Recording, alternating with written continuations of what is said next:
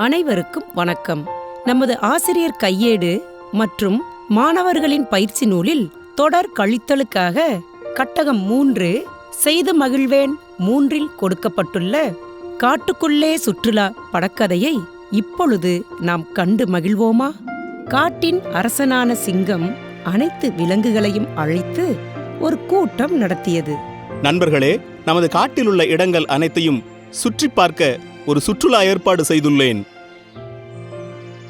யானை அமைச்சரே, ஒவ்வொரு குடும்பத்திற்கும் 2 அனுமதி சீட்டு கொடுத்துடுங்க. சிங்கம், மான், முயல், கரடி, ஆமை, யானை, கிளி ஆகிய குடும்பங்களைச் சேர்ந்த 14 விலங்குகள் பேருந்தில் ஏறின. சிங்கம் பேருந்தை ஓட்ட அனைத்து விலங்குகளும் மகிழ்ச்சியாக சுற்றுலா சென்றன. சுற்றுலா சென்ற இடத்தில் அனைத்து விலங்குகளும் குதூகலமாக விளையாடின. நேரமாகிவிட்டது, அனைவரும் பேருந்தில் ஏறுங்கள். உங்கள் அனைவரையும் அவரவர் வீட்டில் இறக்கி விடுகிறேன். குகை வந்தவுடன் 2 கரடிகளும் இறங்கிக் கொண்டன. புதர் வந்தவுடன் 2 முயல்களும் இறங்கிக் கொண்டன. புல்வெளி வந்தவுடன் 2 மான்களும் இறங்கிக் கொண்டன.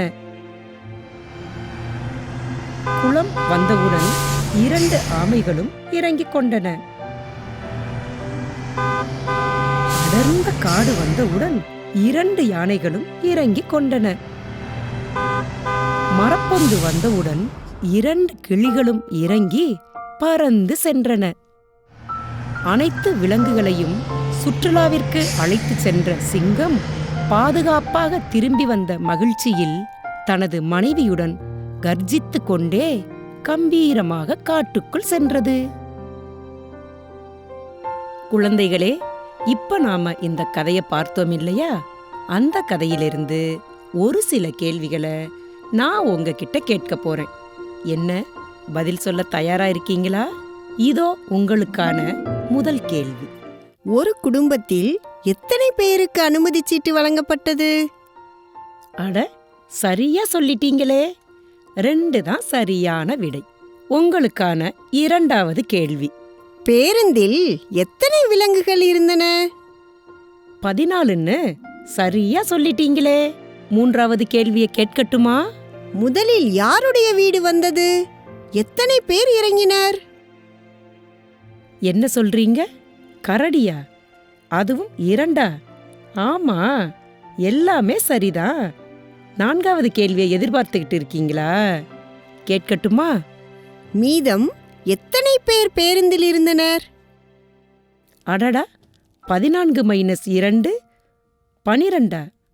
என்ன கழித்தலோட சொல்லிட்டீங்களே. நன்று. அடுத்த கேள்வி. அடுத்து யாருடைய வீடு வந்தது?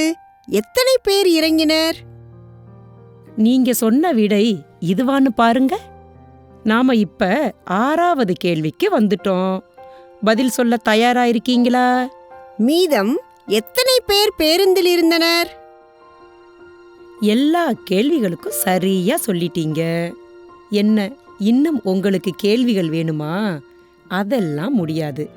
நீங்க தான் கதையை முழுசா பார்த்தீங்க இல்லையா? எந்தெந்த விலங்குகள் எல்லாம் எங்கெல்லாம் இறங்குனாங்களோ அங்க தொடர் கழித்தலை செய்து உங்க குறிப்பேட்டில் எழுதுங்க.